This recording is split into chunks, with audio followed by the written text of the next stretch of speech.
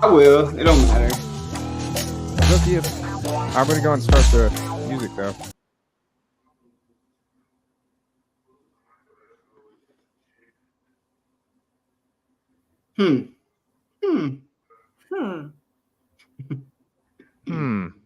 Welcome to Been Around the Block, episode 15. I thought Bradley's leading it, but I guess I will. Just whatever you want to do. But go ahead, Bradley, please. My bad. No, welcome to Been Around the Block, episode 15. I am Bradley Sparks. I will be your host tonight, a.k.a. Nemo.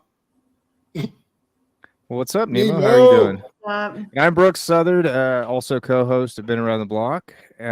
We also have... Who guys, introduce yourself. This is weird. What's up, y'all? My name's Chris Ross. I'm one of the hosts of Been Around the Block podcast. Hell yeah. And introduce yourself, McKenzie. And I'm McKenzie. I am the guest for episode 15. Well, glad you're here.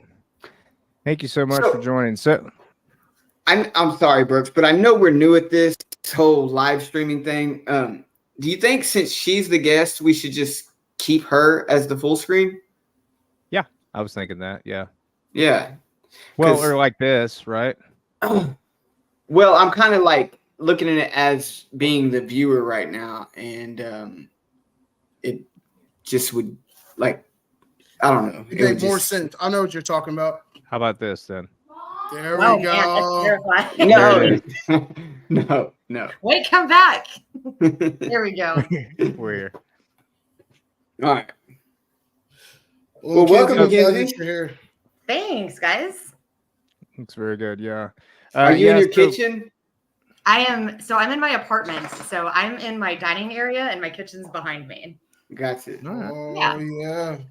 So we'll just ask any viewers that we got. Looks like we got 10 right now. We are having to kind of crash course this, so bear with us. We've tested this a couple times, but this is the way we're going to try and do this. And our goal with doing this through this application is to be able to get a more national reach. Because we have that problem with being able to get other guests from like Tulsa or whatever. So that's our goal with this. So yeah, I feel like, Chris, did you just open your Facebook? He did. Don't do that again, Chris. Yeah, don't do that. Yes, sir. Yes, sir. It echoes really bad. So I'll turn the volume off. Okay, yeah, that'll work. That's fine. All right, so we also will ask this at the end of the show, but we had a question. Chris should have texted to you what the question was from the last guest, and we will at the end ask you what your question is for the next guest. And we're not going to tell you who the guest is, and you can think about that while you share a little bit of your experience, strength, and hope, and everything like that. All right. So, but you guys got any other questions before she gets started? Nemo, where you at? My boss calls me every time, right when the podcast starts. This is nuts, man. Do not disturb. That's what I'm saying.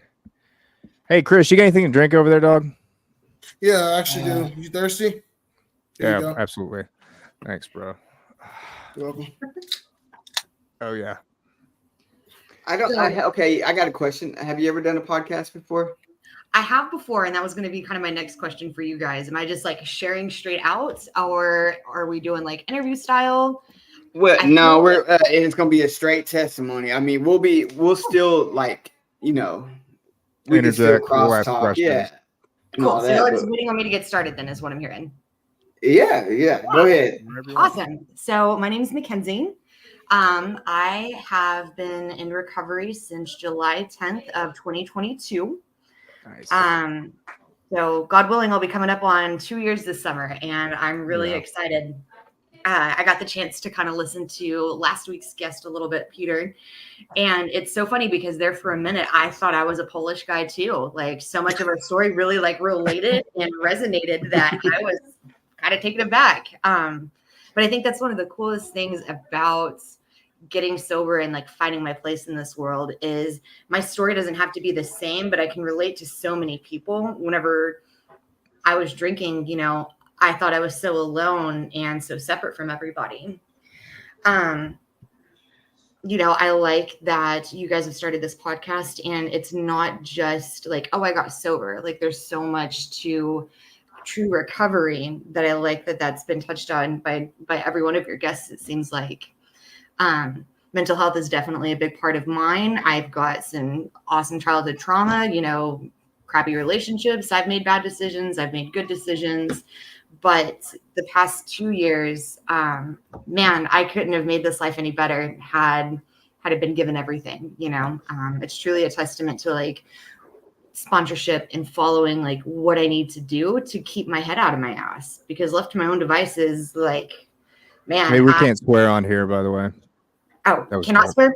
I was joking. It was a joke. I mean, fuck. Okay. You know what I mean? But go on. I'm sorry. Yeah, derailed the train of thought. Okay. But because kind of started back a little bit. I was my parents were divorced whenever I was like 4 or 5, and for the longest time it was just me and my mom. And when my mom got remarried, that's whenever my real dad got back into the picture. And man, he's a super sick individual that hasn't quite found what we have yet. And unfortunately, I think he's still out there doing what he does best. But he essentially lied to me and said that he, like mid-30s, had Parkinson's disease, and that's why he shook all the time, and he had to like take this medicine, and just did a lot of like really shady things that I thought were totally normal. I'd go spend these weekends with my real dad, and it would be like a party weekend, and then I'd go back with my mom and my stepdad during the week and have to be buttoned up and like following school rules and curfews and da-da-da-da-da. And it always felt like such like a dichotomy, right? Like I never quite knew which side was really me, because both felt really uncomfortable. My dad, he would drink Coors Light, and then as long as I was drinking something like peach schnapps at 13 or whatever, like I could get hammered with my dad in the carport. Like that wasn't an issue at all. But my mom, on the flip side, her mental health, like we ironed pillowcases every Sunday before we'd go to bed, and I couldn't fix my own hair until I was, I don't know, in high school. Like just night and day difference, right? And for me, I never knew like how to fit in or how to really like make friends with anybody, because I was too much of both things, and all I really wanted you to do was just to like me. I remember being about 12 and going to the doctor for the first time for like headaches. And I was just this anxious little thing forever. And I said, it feels like my head won't stop spinning. Like there's nothing I can do to like make my head stop. And it feels like a tornado all the time. And that was kind of the start for me in my mental health journey with like antidepressants and therapists and this, that, and the other. And it stayed pretty okay for a while, until it didn't, of course, like it does.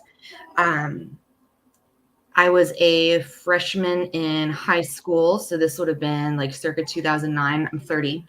And that's whenever my real dad had pulled that stunt of like, hey, I have Parkinson's, like I'm going to die. It'd be really cool if you'd come live with me. And just pulled that stunt so that way I would go there. Are you from Oklahoma City? Oh, no, I'm so sorry. I'm from Amarillo, Texas. So like I'm from the Texas area. So this is in Amarillo at the time? Yeah, this is in Delmar, Amarillo area. So okay. I've got so yeah, that was then. So I was staying with my dad. At the time, I'd started getting into pills a little bit. Like I had a friend that her dad was a doctor, and we did the pill salad thing where just go to a party, grab a handful, see what happens. Fortunately, nothing bad ever did. I think it was honestly probably a lot of like over-the-counter stuff. So it just seemed cool at the time. Like it was I just wanted to fit in, and I wanted to be accepted with this crowd that I was at. Things took a turn for the worse when I was introduced to, we don't want to say his name, but he was 26 at the time and I was 14. And I thought that was totally okay, right? I thought it was cool to be with somebody older than me that could like save me from my troubles and like had life experiences. I think just because I was so broken and I didn't have any like real relationship with adults, that's what I wanted. I'm really fortunate that nothing bad ever happened from that. But looking back now, and especially like having been 26, like I see how sick of a situation that was, right? Moved back home that summer. So I finished out high school in Dalhart with my mom and my stepdad. They were pretty okay, but they didn't really know what to do with me. By this time, like I'd already started to party. You know, I wasn't really friends with anybody in my class. It was always like the college kids and people that were older than me. But I was a straight A student. I had a job. I was working in healthcare super early.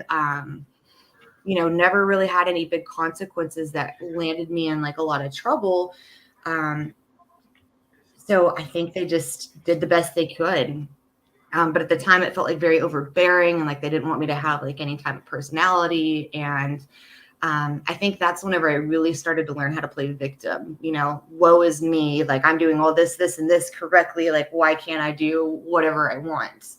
So was the person you were in this relationship with, or is it your parents that got you into healthcare? How did that play? Or is that just something you decided? My mom has always kind of had something with healthcare. She works with the older population and helps them with like Medicare and like doctor visit setups and things. The original goal was I was going to be a physician's assistant. There was a really cool school down in Victoria, Texas that I was going to apply out to. So I figured to start early in high school and, you know, go that route. What exactly did you do in the medical field? So I started as a CNA when I was 15 or 16, so pretty young. Worked at a nursing home. It was a very unglamorous job, a lot of like helping older people get to bed and like take care of themselves and, you know, keep themselves like alive and well. That progressed to, man, I've been a pharmacy technician. I did that for a couple of years. I was a traveling CNA. So I've seen labor and delivery. I've been in emergency room floors. I've done surgical units. I was an eye doctor's, an ophthalmology assistant for a little while. People's always been kind of my thing. Like I've always felt like if I'm taking care of somebody else, that's where I've always felt most comfortable. So do you feel like that that has to do with anything that you like grew up with in your childhood, like the reason why you always feel like you have to take care of someone else because of things that happen at an early age? I think it definitely has something to do with it. I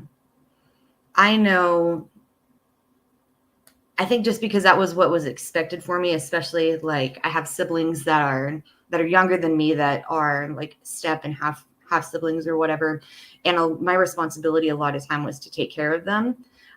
Yeah. So it's interesting that you mentioned that. It just kind of came into it really, really easily. How many siblings do you have? So I have three technically. I have one, my half sister Peyton, that I'm really, really close with. She and I have the same mom, different dads. And so she lives with my parents in Dalhart. She's 17 years old and she's probably the coolest human being I've ever met in my life. And then on my real dad's side of the family, I have two step siblings. One, I have a sister that's my age. And then I have a little brother that's, I believe he's 22 this year, but that's just such an estranged part of my family that I don't really have any connection with them any longer. So you're 14 dating this much older guy. Yeah. And then what happens? I tell a cousin that I think I'm really cool with one night that I'm going to go stay the night at his house. And she's finally the person that's like, oh, hey, this isn't okay. So she tells my dad. And I remember that was probably the most terrifying night of my life because I am on the other side of Amarillo, Texas, staying with this man who lives with his dad who sells drugs. And I am drunk on Mad Dog 2020. And I'm in a Mustang that's super souped up and just trying my best not to like try to fade the heat to the best of my abilities. So he drives me back home and I make him drop me off in this field behind my house so I can walk through this field and there's police officers waiting there for me. Like grilling me and asking me like, well, what's going on? Like, can you press charges? Da, da, da, da, da. Well, since nothing happened, that I couldn't, you know? And at this point, I think this is still the love of my life. So I don't want to get him in trouble anyways.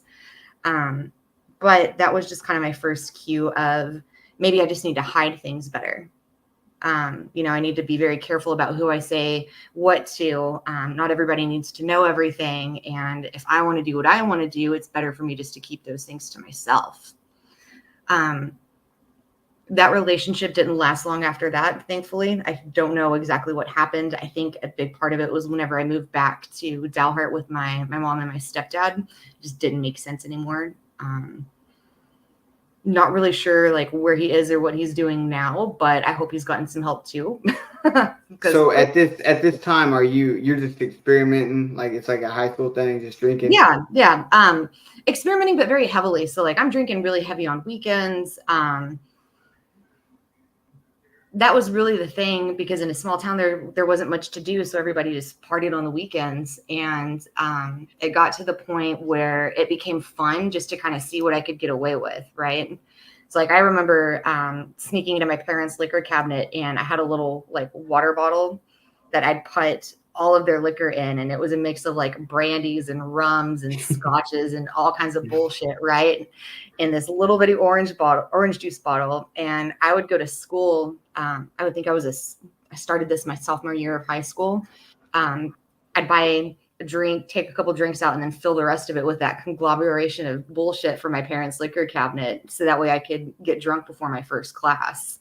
I used to actually do that a lot. Yes. Yeah, and it makes you throw. Yeah. And so I got one question. I Sure. was asking that is anything. What else is part of your story? Is it just drinking or? So drugs are a part of my story, but a very small part of my story.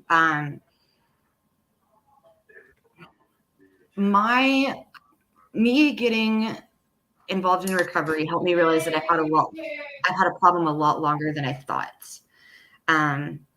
Originally, like I got sober a couple of years ago to like fade the heat and try to rebuild a relationship with my parents. And I was like a high bottom, like rock bottom, if you will. And so getting sober was just kind of what made sense to me. But then I had the opportunity to go to treatment. And that's when I figured out like, oh, hey, like I've had a problem for a lot longer than I think I have. I went to treatment to stop shooting cocaine. Was going to hold on to Jack Daniels like it was nobody's business and live happily ever after. And that's where I figured out like, oh, hey, this is actually something that I'm going to have for the rest of my life. What can we do to improve this? What was the first year you went to treatment? Like when's the? So this is my first time getting sober. So okay. I was in treatment in 2022. I did 90 days out in Tecumseh, and I've stayed in Oklahoma ever since. It's so funny. So like what actually got me sober is I had a drug dealer in Lubbock that was one of my running buddies, and he fell off the face of the earth.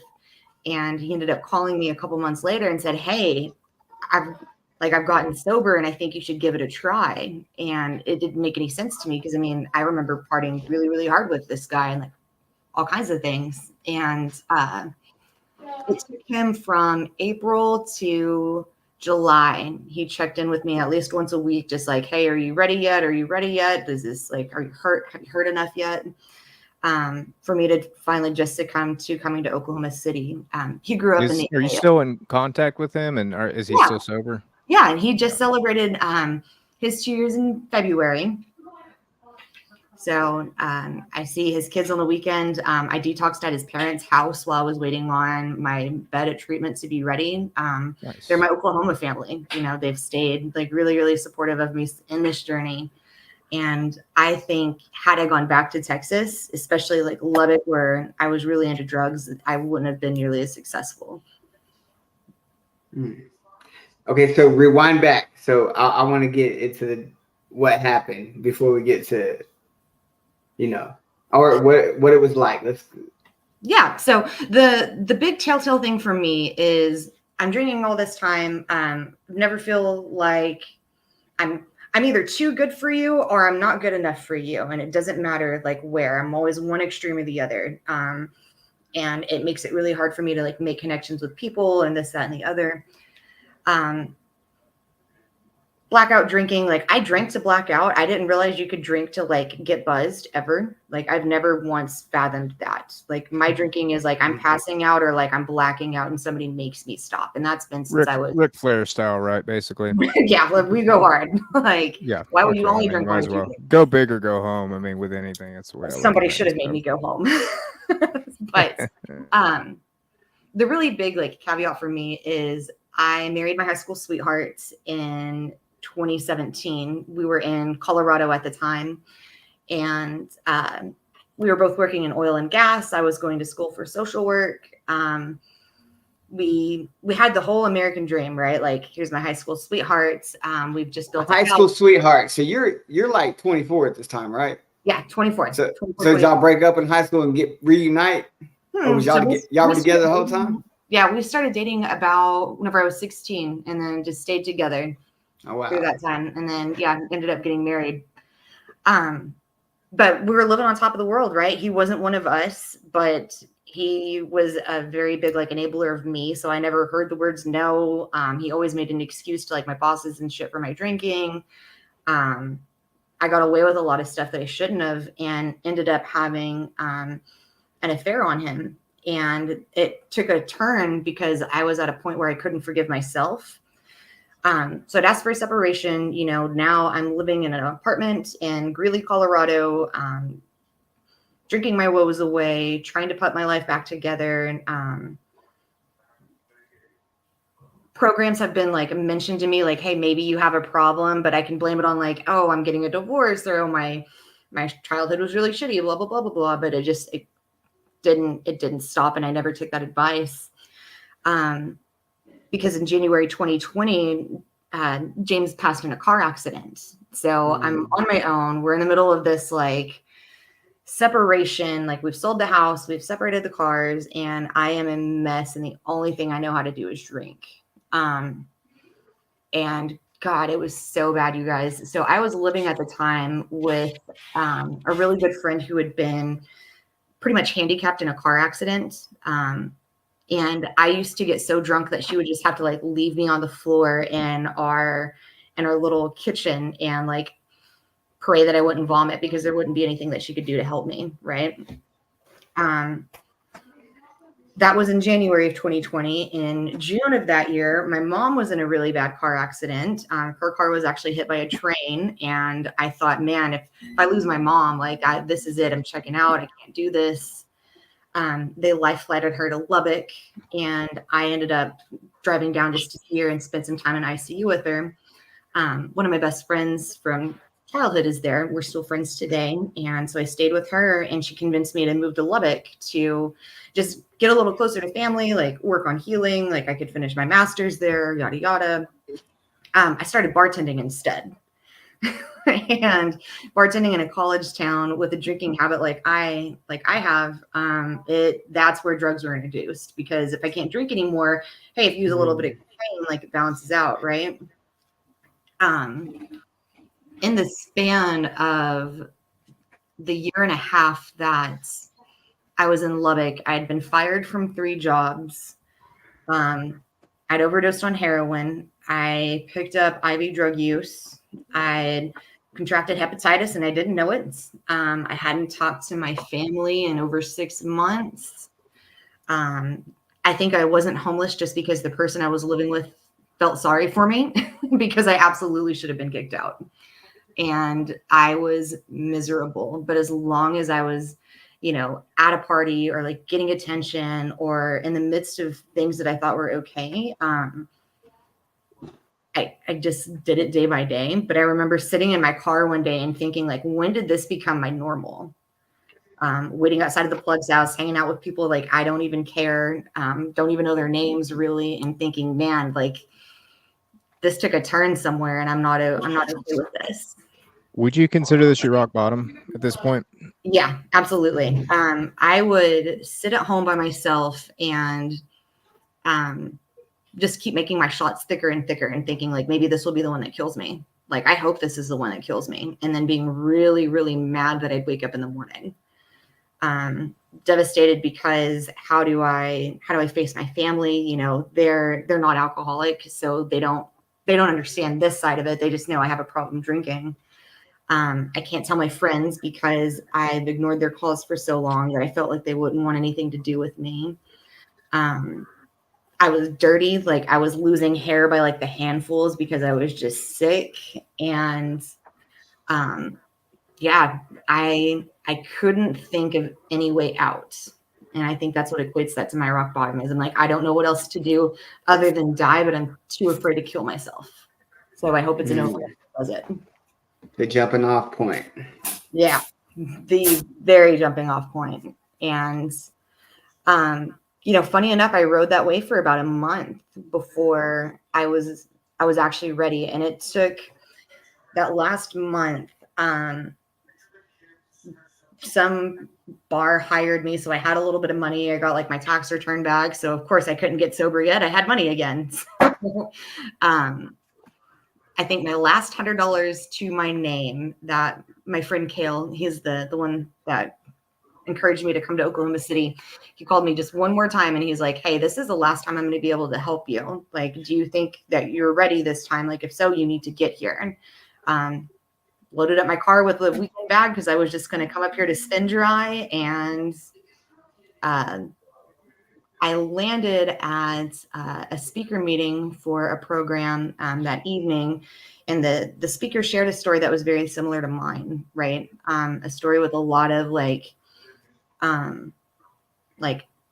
frivolous drinking that it started out with, but they had also encountered like a really significant loss. And I thought, oh man, I'm not the only one. Of course I'm not the only one, but to hear somebody say like, hey, I feel that pain. That's the first time I'd listened to somebody say that I'm not alone. Stuck around for a few days, didn't really know what I was going to do. And just kept going to different meetings and hanging out with like-minded people that kept telling me it was going to get better, and they were excited to see me. And some of them like remembered my name and just encouraged me at a spot where I felt like I was really unlovable. You know, it's 100 degrees here and I'm wearing long sleeve shirts to cover up my track marks because I don't want to like answer questions to anybody. At this time, were you still using? No, I had my last shot on July 8th and my last drink July 9th. That's the day that I drove down. So July 10th when I woke up at my friend's house. And what'd you say your sober day was, 10th? Yep, July 10th. That's what's up. Cool. Yeah. So that the morning I woke up, everything hurt. My teeth hurt. My hair hurt. I wanted to vomit. I wanted to cry. And you're going through full-blown alcohol DTs. Yeah. I probably should have been to detox, honestly. Like, yeah. But fortunately I was okay. I remember that morning waking up and just hurting everywhere. And Kale and his mom were at church, and I go downstairs and his dad's there, and he's in recovery too, but very like quietly in recovery. And he just pushes me a bottle of water and a couple ibuprofen, and he kisses me on the forehead and he says, it's going to be okay. And yeah. So whenever you went through all this, whenever I went through my withdrawals and everything, I use that to make it to where I don't want to go back to that. Like, that just, is that like the withdrawals, did that make it where you were just like, oh no, I'm done with this. Like this, it hurt your body too much. Like everything hurt. I know what you're talking about. Your fingernails hurt. My hair on my head hurt. Like it was awful. I think a part of it, and definitely in the beginning, like my first few months sober, I didn't want to go back to that feeling again. Today, it's a lot more of, I don't want to lose the connection that I have to my creator. And I definitely don't want to go back on some of those relationships that I've gotten the chance to rebuild. A rule of thumb for me is like in an off moment, I've told myself, like, if I think a drink's really going to solve something, like I have to call my sister and ask her. Like, I've got to tell my 17-year-old sister, I'm going to go back and like run back to the things that had absolutely fucked up our relationship. And can I have a drink over it? Yeah. That physical pain. I didn't realize, for a long time, for me, like the drugs were fun. Like it was fun for a long time until it wasn't. And I think because of the hell that I'd put my body through, drinking and using drugs had taken that away. You know, I just wasn't aware of it because I was fucked up all the time. So taking that away and out of the equation made me realize how uncomfortable I was. And yeah, I don't ever want to go back to that again. So would you say, like, I've heard this a lot lately, and I've noticed this. So you're in looking Oklahoma. at my own story. Oh, go ahead. No, go ahead. Go ahead, brother. Oh, I was just saying, like, Big lag time right now. I can't. Brooks, go. All right, I'm going to go. All right, so check it out. So would you consider, I've realized this with my own story and kind of reflecting on what my experience has been, but for me, I didn't realize that I had an alcoholic brain or whatever, an addict brain, and it was going on well before I actually ever picked up or started drinking or anything else like that. My relief came from actually drinking or doing drugs or whatever. Is that, would you say that you would relate to that? Yes, absolutely. So that was the big thing. And funny enough, how I mentioned Peter earlier, like that's what made me kind of like think about it is I can see all these patterns in my life from even before I was drinking to get like obliterated. Yeah, like I've always had a problem with like the way I feel inside.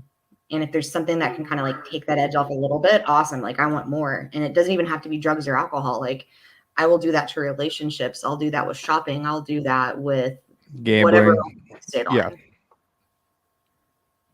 So what were you going to say, Mr. Nemo? Did you mute her? No. There's a. I think there's a really big. Yeah, my connection's messing up. Okay. Hold on. I don't remember what I was going to say. So you said, so you're in Oklahoma and now things are getting good. Kind of pick up from there. In time. It's frozen in time. You see that, Chris? Sorry, yeah, guys. I'll see it.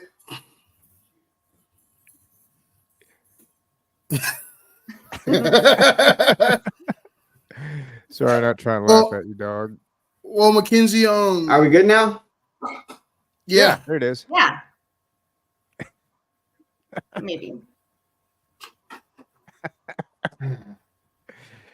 So again, Sorry, bear with trial us. and This error, is our baby, first trial and time error. doing this. Yeah, it's all good. It's going to work out just fine. But bear with us. Like I said, we are probably going to have this from time to time with guests until we get these kinks worked out. So whenever you first came to Oklahoma,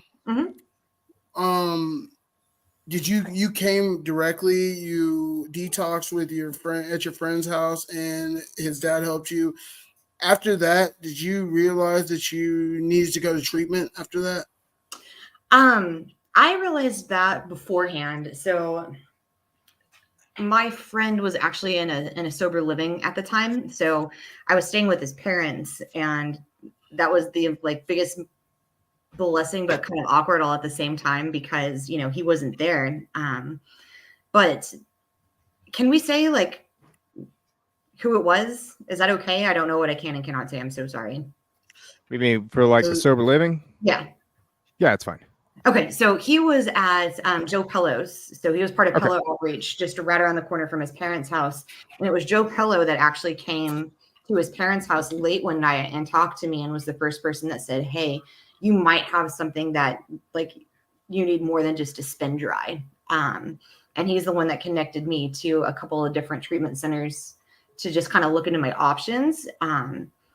And said, you know, I think this needs to be your next step. And by that point, I was, Chris, like you said, so afraid of going back because I knew my only other option was to go back to Lubbock and truly ride it till the wheels fell off. I was actually ready to take suggestions and see like, okay, well, if I want to stay stopped, I think I need to listen to people that do this for a living. So how many times did you spun dry at this point? Man, it's hard to think like officially because there were plenty of times that I would tell myself I wasn't going to, or I was going to moderate, or like, you know, only bang cocaine on the weekends.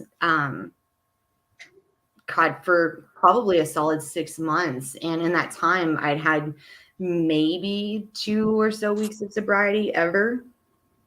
So this was my first like solid try. And even then, very first getting sober, like I still wasn't convinced that I wasn't going to stop drinking. You know, I was here to stop doing the drugs. I was going to hold on to what I wanted to as long as I could.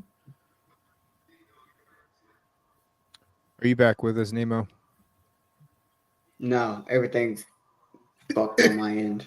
I'm just listening. Well, whenever you went to treatment, like I understand like the whole like because before I was in treatment, I was sober, but I was very unhappy and I didn't understand all the things that I was going through. I didn't understand the feelings I was having. I didn't understand all that. So whenever you did get into recovery, you go to treatment and you start learning about everything and you start being able to speak upon everything that you have going on. And so what was the biggest thing that you learned while you were in treatment? So I think for me, what I consider one of the like most painful and hardest points of my life was losing my husband, right? And in my mind's eye, I am so separate from everybody because of this pain. Like nobody should be able to like, nobody's ever going to fathom or understand what I'm going through. So I have this excuse to keep myself kind of blocked off. But in treatment, I had a really, really awesome therapist who was also, he was a widower, and he worked really deeply with me on like grief work and like forgiving myself and just a lot of healing while I was there. And in turn, it helped me realize that I can help other people that know what that loss is like. And not even necessarily specifically like loss of a spouse, but like just loss in general. I can hold somebody's hand through that and say, hey, I've been there and I see you, and let me show you the way out that's been shown to me. And that's been the coolest thing. I also think like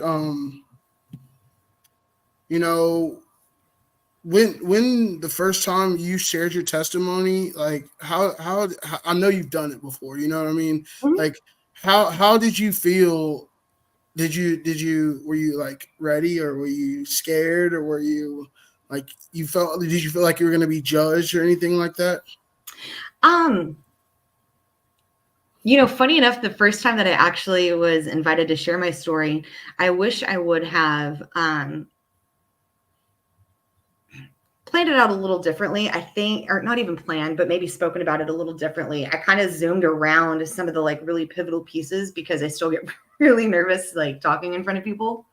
But I left out such a key part, especially considering like James's death, because I still wasn't sure how to like put it into words. But today I know that is such a key component of how I'm able to help other people. But it was a relief, it took the stigma away that I had given myself. Nobody thought any differently of me because of James's death. Nobody like alienated me or made me feel any kind of way. Like that was all me. That was all in my sick brain telling me that I was different. So being so upfront about it and allowing other people to love me, that continues to help me heal today. June 1st would have been our 9th wedding anniversary. And it's really cool to be like surrounded by people that I can say that to today, because back in the day, like I was the girl crying at the bar top, sad and depressed and unapproachable because I didn't know how to deal with all these feelings. So you'd say that's a big part of your recovery is giving back and helping other people. And I'm sure you have found people with similar stories to you. What's that look like for you nowadays? It's a lot of grace. And I think it's a lot of me being able to go back and forgive myself too, because this is all a journey, I am so grateful for what I've learned thus far, but I know that this isn't my final form. Like in recovery, I have had so many highs and lows and everything in between. But now I actually have like the capacity to deal with them and not just like hide from them or mask them. And I think for me, especially the newcomers, like the newcomers that are dealing with those like big emotions that they don't understand, or like these feelings that they haven't felt before, and just being a soft place for them to land. That's I wish I could bottle that feeling and tell everybody that's new in recovery, like, hey, if you stick around, like this is the joy you get to share with others, because I would have killed to have had somebody like that for me whenever my heart was so broken and I felt so lost. And I think I had the opportunity because I'm not as alone as I think I am, but it took me absolutely getting my ass kicked by life to figure out that other people want to help me too. So, and Bradley, you're back. What was your question, or are we completely? Is that gone now? Bro, I am so lost. Welcome back. Yeah, welcome back. Thank you. No, this Google Chromebook sucks. I want to throw it in the trash. I don't like those at all. And I couldn't get into StreamYard through my MacBook, so I'm just gonna use the iPhone from now on, bro. I can hear and see clearly now. Yeah, you look really very, you look very pretty. Yeah, I'm just gonna throw that out there. So, but it's good. It's good. It's real good. No, my question was, but I'm sure she already answered it. So it was, did you move into sober living? And I'm sure already. Absolutely. So I did my 3 months in treatment, and then I was in Stacey Curtis's sober living for 5 months. Shout out Stacey Curtis. Shout out Stacey Curtis from the top of my lungs. I have such a solid understanding of like what it means to be sober in the real world because of a woman who grabbed my hand and said, let's fucking go. And she does that for so many women. She also, how to word this. Just because like I'd stopped drinking and I'd stopped using drugs doesn't mean I was automatically perfect. Like there was still plenty of shit that I had to learn. And Stacey saw that. And she was one of the first people that like called me on it and said, hey, if you're going to live in your old ways, you're going to go right back to what you were doing. So she was the one that like encouraged me to like take risks and apply for jobs that I normally wouldn't, or, be somebody like a big sister, if you will, for some of the new girls that we'd get in. Really pushed me outside of my comfort zone, but that's where I started to grow. And that's where I feel like I really started to get plugged in. I've heard from so many people way wiser than I, if you get in the middle of this thing, it's harder for you to fall off. And I'm so glad that I've had people encourage me to do that. So where did you get a job at? So I actually got a job at Country Road. That's where I went to treatment at. So I started out as a TA there, and then I ended up doing admissions with them for a little while. And that was really cool to see everything kind of come full circle. Awesome. It's amazing job. Like I love my job. I actually have I'm actually a TA, so you already know. And whenever you're a TA, you spend so much time with these people trying to start the program, and I always have to explain to them. They're like, "Oh, well, this is a new beginning." I'm like, "You haven't even started the journey yet." Yes. So whenever I was a client there was the TA director used to say, rehab is your discovery, and then you get into recovery afterwards. So yeah, it is such a pivotal part to be able to look back, not only to like, hey, wow, I'm very proud of like the very proud and very grateful for like what I have done, but also like, hey, I get to show other people that you've got a chance too if you're willing to put in this work. It's super easy when you're in a nice controlled environment. I mean, that's been my experience. Is I've tried to get sober twice, and this last time, I just kind of like what we talked about. If you build defenses up against the first drink or use or whatever, your chances are better. Obviously. So, funny enough, I like that y'all brought that up. So after I stayed with Stacey Curtis for a little bit, I'd rented a house with some friends that were all like, we all had gotten sober at about the same time. And I was really excited because I really wanted my dog back. Right. And I thought that would be the move. So I could get my Labrador and bring her home with me. That was an absolute disaster. And that is another instance where I'm so glad that I had like a program and people like truly plugged into this deal that helped me through that. I think out of the 5 people that lived there, it was originally 4 of us. One has died over. Hi, Kathy. I buried in February from a fentanyl overdose. The other's in prison, and the other 2. One girl's doing all right. The other girl, like, she's kind of back and forth, and it's going to take her what it's going to take. But I was able to maintain like my recovery through that.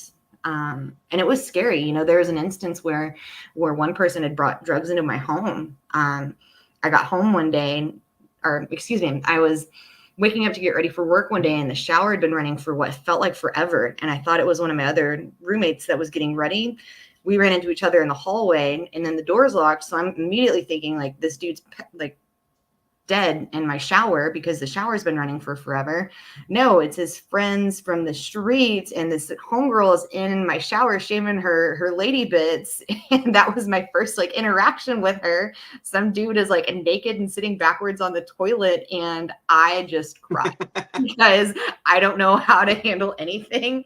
And he still lied to my face and was like, yeah, no, we're sober. I just had him come over to get cleaned up. They just shave they just did it in the shower. And it was my friends in recovery, and funny enough, my boss that encouraged me to like start thinking about maybe living on my own, and I ended up here. And this is the first time I've lived alone in ever. And it's been one of the coolest things that I've gotten from recovery is I'm not afraid. You know, I don't have to fear living by myself. I don't have to fear like, well, what am I going to do when I'm alone? Because I've learned like I can feel lonely, but I'm never truly alone now. Like that's been one of the biggest things is I have a connection to a higher power. I've got a plethora of people that just want to hear me say hello. You know, there's always something going on. I've got a friend that says if you're bored in your recovery, you're like, it's your own damn fault. That's true. Yeah. Absolutely true. I have way more fun in recovery than I ever did strung out. Like, and I can remember it too. And I have this 100%. money that I don't like understand because I felt like I was broke all the time. But like, I think I've never like made so little, but been so like blessed and taken care of and ever. And, you know, I've got relationships today that I thought were going to be absolutely wrecked. Like I used to steal my grandmother's hydrocodone, and she actually invited me to come and like take care of her after her surgery in a couple of weeks. And, wow. You know, there's hydrocodone there probably after that. Yeah.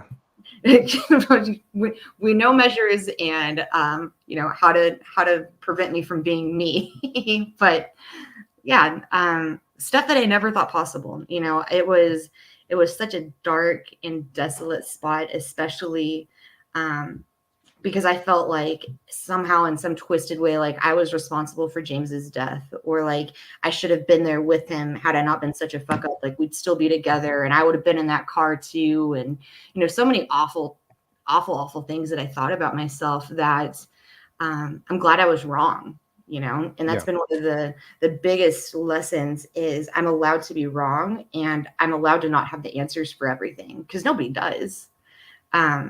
But as long as I'm helping somebody next to me, like make it just through today, life's pretty sweet.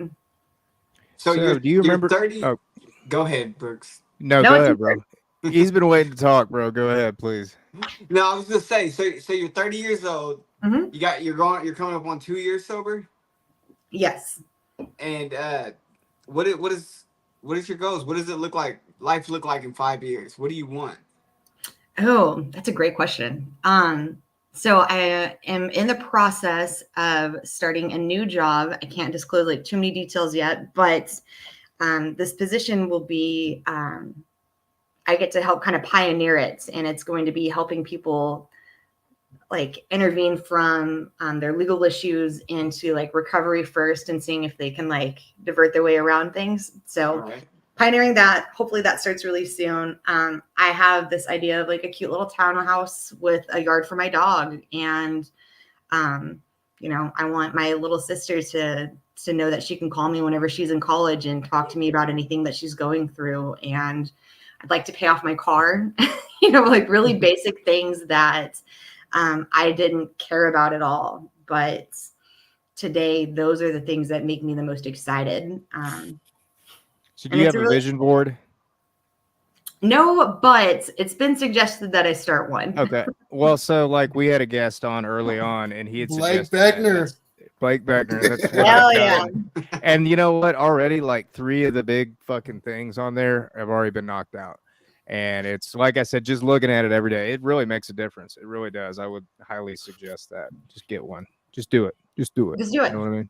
Just do it. McKenzie, you're a big influence on a lot of people, and you have a really big heart, and you've been through some shit. And you know what's crazy? You've never even been fucking arrested.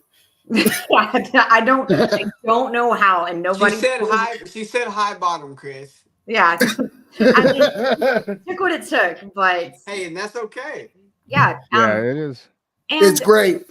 Frankly, I like to be that because, and maybe this is a crappy way for me to think of this, but I remember first getting sober and hearing so many people of like, this is their umpteenth time trying. They've been to several different rehabs, and there weren't a whole lot of people that had like one and done it.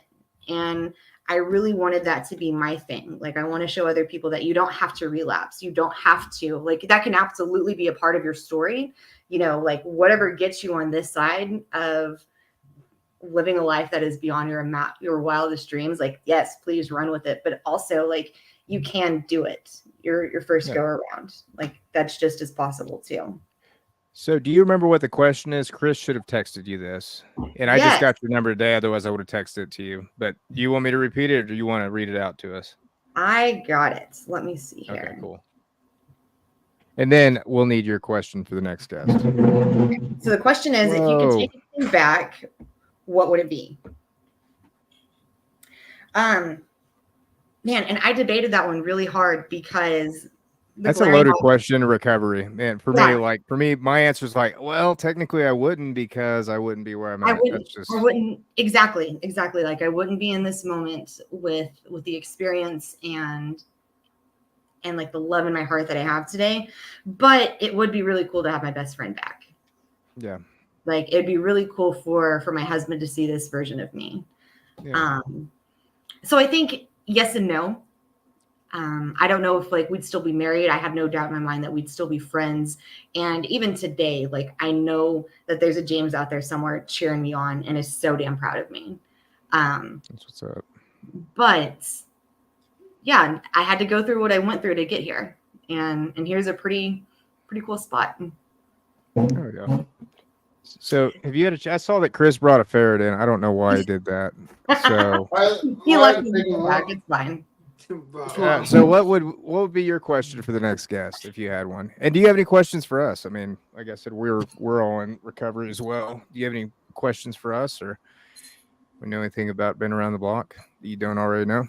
No, I do want to brag, and then y'all can kind of take this and run with it like you want to. I like that y'all are putting so many women in recovery in this too. You know, there's a lot of different, like, not even necessarily local, but even like on Facebook and social media, like there's a lot of people that are sober, but I feel like there's clearly more men in it. Yeah. Like, you guys are definitely taking the time to like highlight women too.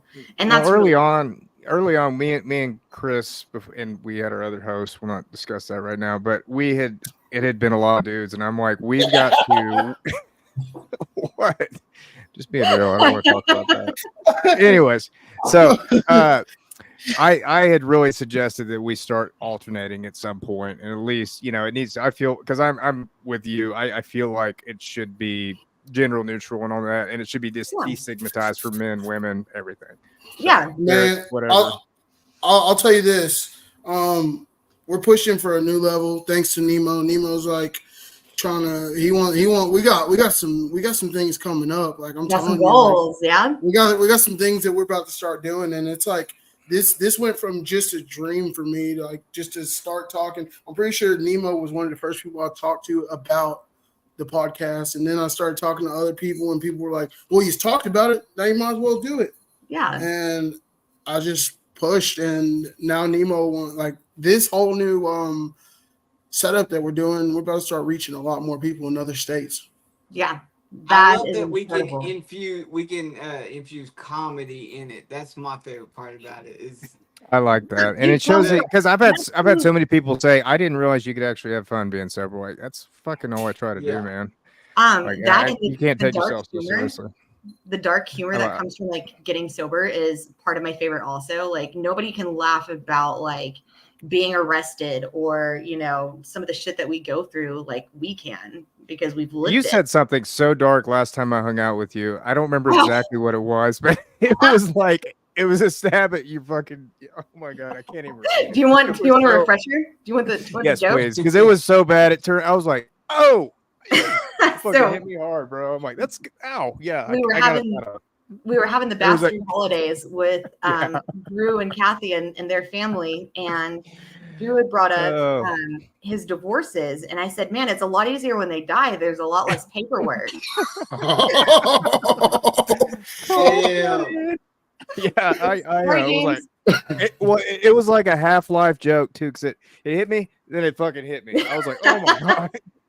But you have to know me to know, like, I have worked so hard and I've been like so much love has been poured into me to like heal from that. Yeah. I get free dead husband jokes for the rest of my life. It's great. Hey, question. Do you watch football? Nope. Do you know anything about it? I know nothing about football. Well, Nemo, you should ask her the question anyways. She don't. I'm done asking that question. Yeah, it's football season over, bro. Yeah, it's baseball season now. Come on. Wait, what's baseball? Go team with the points. It's like cricket, but for Americans. Boston Celtics and Dallas Mavericks. Celtics. Really, being a Texas girl? Yeah. Wow. Go off pretty colors and nice as asses. That's how nice I took it. Yeah, nice as asses. Yeses. Colors. All right.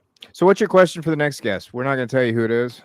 So my question is kind of with the preface of like, we still have good days and bad days. What is something you tell yourself on the days that are a little harder? That's good. That's good. That. I do too. So what is something that you tell yourself on the days that are harder? Mm-hmm. Okay. I am so proud of you guys, and it's been an honor to come in and visit with y'all. Thank you. It was awesome getting to hear your story. Yeah, kind of discombobulated and everywhere. It's going to get better with time, but it will. You know, I got sober, and life keeps getting good. And, I got to figure out how to get StreamYard on my Mac. That's my problem. I might just do it. iPhone, dude. Like it's working for you. Yeah. Well, he's on his iPhone now, but I you got to get Chrome browser for your Mac somehow. I know it's possible because I know you can get it on the iPhone because I've got it on mine. That's the only browser I use. Yeah, I really just want to throw this Chromebook away. It's fuck a Chromebook. I will. If it doesn't work out, I got a laptop for you. I would say I've got an extra laptop you can use too. So okay, we'll fucking get it. I've got something I want to add though real fast. So I was sitting here thinking about one of the like aha moments that I definitely want to share with anybody that might be like new or nearly new. I used to look at you guys and think like, man, I want what they have. And so many of you, and especially some of like the guests that y'all had, I used to think I can't wait to be at that level. And now I know all of you on at least a personal level. Like that's been a gift that I get every single day. You know, these people that I look up to, you guys are my friends now. And that's awesome. That's really cool. Very sweet. Where's your dog? Nelly, come here. Where's your ferret at, Chris? Yeah, where's your ferret at? This is the Nelly girl. He's sitting on him, man. He's fucking sitting on him, bro. I can smell that ferret from here. Yeah. Oh, that's good stuff. Yeah, life is pretty good today. That's awesome. Thank you so much for coming on. I know, and I will say a testament to the podcast is we've had people cancel because of the amount of reach we had, and that's kind of the goal, you know. And me and Bradley have talked about this before. What's meant to be is going to be, and what's not, it's not. You know, it just is what it is. It's not. It's going to happen how it's supposed to. You know, and that's the cool thing about the program I work is I can get pissed off and shitty about that stuff at times, but you know, every time I take my will back and I try and control things, man, it gets me in the Salvation Army in my '96 Nissan. You know, I mean, there's not much I will good tell that you can what come I from told that. Wyatt a couple weeks ago. I cannot complain about a full plate when I ask to eat. Yes. Yes. That's good. I like that. So Well, thank you guys, so much, McKenzie. We're so grateful for you to coming on here. And what we're going to try and do, we try to do this with other guests, and we're just not quite cycled around yet. But we're going to have a follow up appearance with you if you'd like. I don't know, 6 months, something like that. Awesome. Oh yeah. And then by then it'll probably be in front of 100,000 people. No sweat. Good. I hope. Yeah. 200,000. That's good. So Plant that 200,000. Make it 1 million. I mean, our views on the reels Hey, we don't do, sell we're up yourself to like short. 5 million. We ain't gonna sell ourselves short. Hell 100%. no. Whatever it is, and whoever needs to hear it hears it. That's the important part. Yeah. Fuck yeah. Well, thank you so much. We'll schedule with you coming back on, and thank you guys for watching Been Around the Block. Bye, Bye, guys. guys. Thank you. Bye. Been around the block.